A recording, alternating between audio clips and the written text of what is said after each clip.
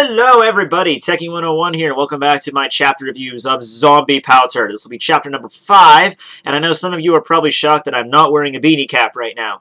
The beanie cap will return. It's just that I usually only wear that when my hair is really messed up, because I film these usually right after I wake up and my hair is like frazzled, so that's why I usually put on the beanie cap. But I'm filming it a little bit later today, so I don't have to worry about that, but it will return in the future. Alright, so as the last couple chapters go, we're starting this one off. Maybe I should move a little bit more down here. The chapter is going to start off with the B-side, Naked Monkeys number 4. It makes me feel a little bit more dirty every time I bring it up. This time we are featuring probably the only other character we've seen in this entire series in the past 4 chapters that was not a main villain, and that would be Elwood's sister. Yeah, the character that got a brief cameo in the first chapter, and then she got her head blown off by King Quero's gang. Why am I laughing about that? That wasn't funny. That was the driving force for Elwood to go and to find the zombie powder. Like, that's the entire overarching goal of Elwood for this entire series, is to get the zombie powder to resurrect his dead sister. Maybe I'm not really that shocked by it, because Elwood really didn't seem shocked by it at all either. I mean, he was, at first, of course, he was freaked out by it, but like the next day, he's traveling with the Gamma, and he doesn't really seem to care very much about his sister just having a bloody death the day before. He's just like, whoa, Gamma, let's go here, you know, it's maybe a little bit jarring for the character. Anyway, her name is Cheryl Ann Shepard. She's 20 years old, and I just want to... So, we do get 2 really neat sketches of her. One of them is just how she appeared in the first chapter. Like I said, she kind of resembles Elwood with just a little bit more feminine touch to her and, like, the hair. And the second sketch is really cool, though. It's of Elwood and her, like, shopping somewhere in their town. And it just, like, looks like it's around Christmas or something. It's just a very nice, like, family touch to the series. We haven't really gotten very much, considering last chapter we got this. But yeah, so interesting thing though is her character description, and Kubo doesn't go into huge amounts of detail like he did with Gamma and Elwood and Smith, but I just want to read her profile a little bit, because it's actually, it gives like a little bit of insight to her character that's just honestly a little bit too confusing for me, but, well, maybe not confusing is the right word. Well, let me just read it. Okay, she's quiet and gentle, also well-cultured, so at first glance she appears to be a reliable person, but actually she's not the type who doesn't think about things too deeply. Okay, so she doesn't think about things too deeply. She's a big-hearted but a bit naive. So she's naive and she doesn't think about things too deeply. She's also easily deceived. So, and she doesn't have any money sense. So really, she's the most irresponsible person, like, ever.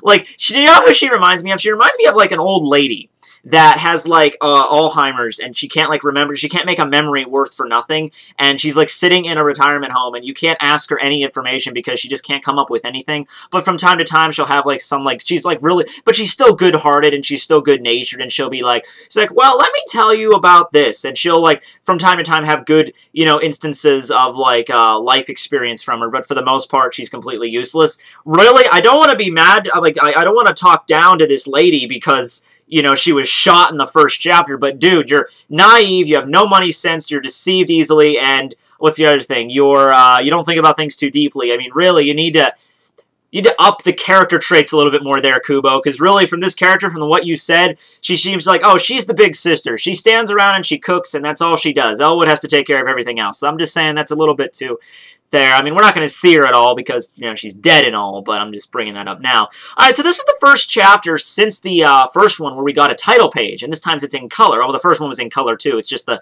scanlations I was taking it from weren't in color. But here's the new color page. So we have Gamma in the foreground, we have Smith behind him, and then we have Elwood at the very end wearing his, what was that, big fat Star Jack logo.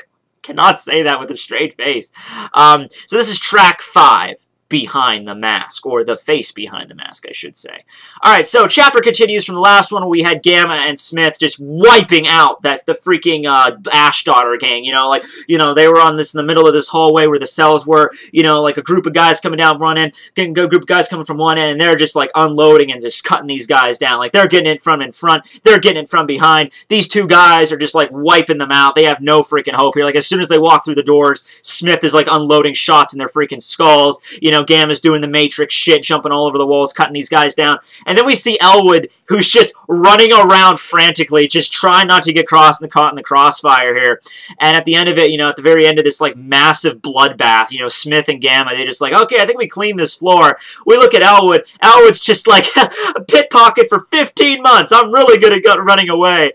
So he didn't get hurt. So that's a plus. He didn't get hurt. So next order of business, Gamma is now like, okay, well, we took out these guys now. Now our next next objective is, of course, to get to this, the second floor of the Eastern Tower, where the Ring of the Dead is apparently being kept. So he asks Smith, okay, so where do you go to the second floor? And I don't know if Smith is, like, aware of this entire, like, if he just has a map of it, because they're looking at a map here, but he might have knowledge of the base already. But and I don't know where he got the map. Maybe he stole it off somebody. Maybe somebody, like, the guys, one of the 30 guys they just killed in cold blood had this map on them. So, he's like, okay, so to get to the second floor, you have to go here, and then you have to go down this hallway. But he gets cut off by Elwood, who's just like, wait a second, I think I hear something. And Gamma's just like, oh, awesome, did I miss one? And you get this really cool scene where Gamma just, like, holds up his sword, and there's, like, this glint in his eye, and he's just like, good, good, I need some more blood, you know, I don't know, what the hell. He's just really creepy in that one scene. But Elwood's like, no, I hear something below, like, I hear somebody screaming below the floor. And, you know, he asks Mr. Smith, he's like, is there anything, like, below us? Is there like a basement or something? There's somebody asking for help, and Smith is like, yeah, there's a basement. It's about 4 doors back, but you know, I wouldn't recommend you, like, that's not really on our itinerary. We got to get the Ring of the Dead and get the hell out of here. But Elwood, of course, is like the good-natured character in the series, so he's just like, oh, I have to save people first. That comes first. So he just starts running down the hallway like he's really going to be I'm sure, you know, of all the guys in this entire in this entire compound, you, sir, right there, you could take care of this shit. You could storm in, and you could just wipe all these guys out and rescue all the hostages like you're freaking Arnold Schwarzenegger. I'm sure you're going to pull this off, Elwood. I have complete confidence in your abilities. So, of course, Gamma starts running after him because he's going to get himself killed otherwise. Meanwhile, Smith is just, he's there, and he's just standing there, and he's like holding his gun, and he's just like, uh-oh, are we going to make it in time? So he's like scratching his head. Like, I don't know what that indicates. Like, he's like, there's a time limit, so it's like that ticking clock thing going on. Like, I almost want to say this is like a Schwarzenegger or like an action movie where the place is like rigged to explode. I don't know why it would be rigged to explode. If so, I don't know how Smith would be aware of it would be. But yeah, I can't really think of any other reason why he's just like, we better hurry. I mean, I can't really think of any, like, anything that comes through the door, they can pretty much kill, so there's no reason for them to be worried about that. So maybe there's a time limit itself with the Ring of the Dead. Maybe they have to get to it by a certain time. I don't know. But anyway, regardless of that, we cut back over to the torture room, which is once again nicely labeled, where we see, it's the character from the last chapter that was actually, like, shredding all those people's, like, fingers off with the scimitar, that hooded figure, who is now chained up to the ceiling, and she has, like, this duffel bag over her shoulder, and now she's the one who's like shouting like, oh, please don't hurt my sister. And then we see that girl from last chapter who's like all bound and gagged, and this other dude who we don't even know is like torturing her. And so yeah, I was a little confused by this at first, but then I actually started thinking like, wait a second, this makes a lot of sense what they're doing. And so what they're doing is it's a sting operation, or it's an ambush. See, I guess they were figuring that the first place Gamma and Smith were going to want to go is to find the Ring of the Dead, right? So what this hooded cloak figure did was like, okay, I want you to, you know, like she like tied herself up and she's like, I'm going to pretend to be a hostage and lure them down here so then you guys can ambush them, right? So, you know, she's shouting like crazy, and all of a sudden we see Elwood just behind the big guy, you know, that was torturing this chick, and he just steps on this guy's head like a high jump kick, like boom, knocking this guy down. So he falls on the dirt. Like he like props for Elwood. He actually managed to take a guy down. So as soon as that happens, though, all the other gang members are like, "Oh, awesome! It worked! Now we get to kill." Shot dead, and Smith's at the stairwell, and he's just, you can just imagine Smith in this situation. He's walking down the steps, and he's like, oh, boom, boom, boom, okay, you guys are, you know, you're done. So they're all down, and Smith is just like, what are they were talking about some kind of plan. Do you think there's more to it? Gamma's just like, who knows, whatever, it doesn't matter. Let's just get the hostages and just get the hell out of here. You know, get to the chopper. So, Elwood unties the hooded figure from the chains. She immediately runs over to her sister, and, you know, they start saying, like, okay, we have to rescue these people. And Gamma's just like, okay, great, we rescued them. Hurry up, we have to go get the ring. Come on, Elwood, we have to get this done. So the girl, or I guess it's a girl, she turns to Elwood, and now we see her face behind the cloak, and she's just like, wait, I can't, you know, this is my sister, but I can't carry her. I'm too weak. Will you please help me, mister? So Elwood looks at her, and I guess we have a flashback to what Elwood, you know, had his dead sister, you know, after, you know, she was shot and she fell on him, you know, all but like what was that, like 2 days ago, 3 days ago, that massive traumatizing experience. Elwood's just like, yeah, okay, I'll help you. You know, I could buy this if Elwood's sister died, like, even a year ago. You know, I could buy this if Elwood's just, like, remembering his sister and being like, oh, yeah, that's right, I'm going to help this lady because of my sister. Dude, she died, like 2 days ago. 2 days, at least. You know, it's like, I don't have a sister. I don't have any siblings, and I know a lot of people complain about their siblings because, you know, I hear a lot of that, like, all throughout high school and college. I heard about that. Like, my brother's a freaking idiot. My sister's a freaking, you know, like, whatever. No, whatever. But anyway, so I've heard all this shit before, but I've never actually had a sibling, so I really can't experience what it is. But if you have a sibling, and, you know, you're, like, an older sibling, like, let's say you're around Elwood's age, like, 15 years old, 14, well, he's 13, but I don't know why I said 15, but, you know, around 13 years of age, and your sister's older than you. Imagine if she just fucking got shot in the head and then fell on you. You know, I think you would be traumatized. I think you'd be stuck in a mental hospital for a little bit after that. But Elwood takes it pretty good. I mean, at first I thought I wasn't gonna mention it because I didn't think it was like a huge part of the story, but this is a big deal, okay? This needs to be addressed. Either Elwood is having some like insane delirium right now, or if, you know, like there's different like adrenaline getting you through tough times, and then there's like 3 or 4 days later when you're, like, completely over your tragic death of your sister. Like, maybe he might be thinking, like, I'm gonna get the zombie powder and everything will be fine. But still, I mean, she's still dead. You might not succeed, and if you don't succeed, she's gonna stay dead. But whatever, moving on beyond that, Gamma, I guess, tries to start, like, helping the sister move, so he unties the girl that has, like a gag on her. I guess she passed out, so Gamma starts walking away with her, and then we just see the hooded figure finally, like, unzip that tight duffel bag that she had that nobody decided to bring up. Like, why'd they tie you up with a duffel bag? You know, whatever. So she pulls out, I guess, this freaking, like her scimitar that she had last chapter. She appears right behind Gamma and is about to make the move, but then Gamma, of course, he's just like, what, bitch? Boom! Pong! Like right arm just blocks the freaking scimitar, knocks her away. She lands on the ground on the other side of the room, and she's just like, well, you know, usually it's a one-hit kill against people that are carrying somebody else, but of course you're Akutabe Gamma, so yeah, I'm not really surprised that didn't really work on you that much. But of course, like the next hit will probably work, and then Elwood's just like, wait, what are you talking about? This is your sister. You just tried to kill her. Gamma's just like, no, they're probably strangers. This was all just a trap to trick us, like an ambush setting here. So then Gamma brings up, like, this little girl. He's just like, okay, so what are you? Are you, like, a junior member? Are you a member of Ashdaughter? Like, who the hell are you? And the figure states that I am not a junior member. We don't, like, what the fuck are you talking about, junior member? I am Rainwater Calder, and I am the leader of the Ashdaughter gang. So she takes off her cloak and reveals actually a, I kept referring to her like it as a she in this chapter. I don't really know what to call this. Like, I'll throw it up there for you, but I really don't get this. I mean, the way the character is drawn when it had the cloak on, you know, most definitely looked female. But now, you know, she has a lack of breasts, and I mean, you could just say she's young, but or she's just petite.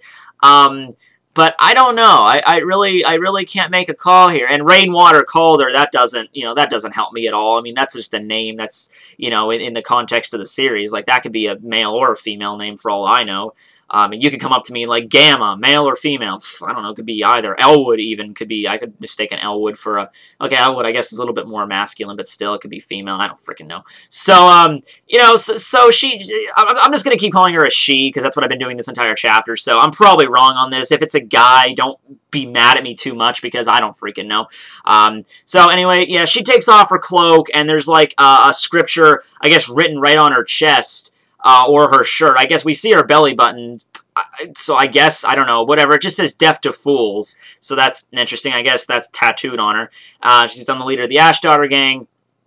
And everyone's looking at her like this chick be crazy, or this dude be crazy, whatever the hell. So, you know, she's going off on a spiel about how, oh, you thought I was related to that trash, whatever. I am Rainwater Calder, beautiful, strong, Ashdaughter's leader. Okay, right there, you said beautiful. I don't know a lot of guys that would refer to themselves as beautiful, but whatever. I am Calder, forever, forever. You think I could be related to a weak girl who faints after seeing a little bit of blood? You make me laugh. So, you know, she's crazy, like just this crazy look in her eye. She's freaking batshit.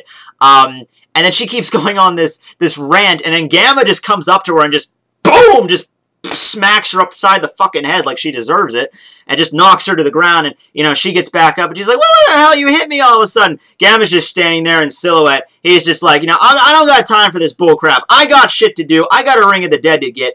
Get up and let me carve it. And you know, this so-called strength of yours. Let me see this strength that you're like going on about and you're having this rant about there. So that's the end of the chapter. But yeah, like, once again, I mean, this is basically the setup for this maybe this arc's final fight against this Rainwater Calder figure and Gamma. You know, I don't really, I'm guessing this is where this is going.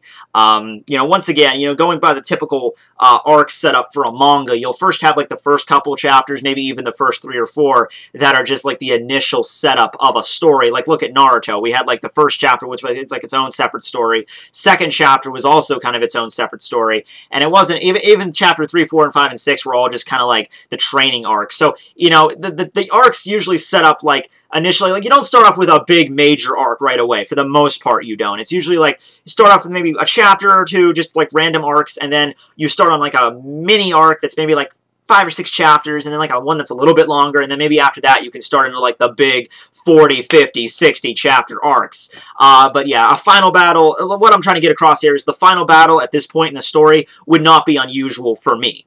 So, yeah, that's my chapter review of 5 of Zombie Powder. Like I said, not a lot to talk about here. A little bit more about, you know, what Smith was, like, all worried about. Like, we gotta get out of here before a certain time limit. I don't know. Maybe the place is rigged to blow up. I don't know. But yeah, next chapter, Gamma versus this Calder individual. We'll see how that goes. Maybe we'll find out if it's a chick or it has a dick. I don't know. But yeah, hoping to see you there. This is the first chapter review I did that's under 20 minutes. Holla! Okay, see you later, guys.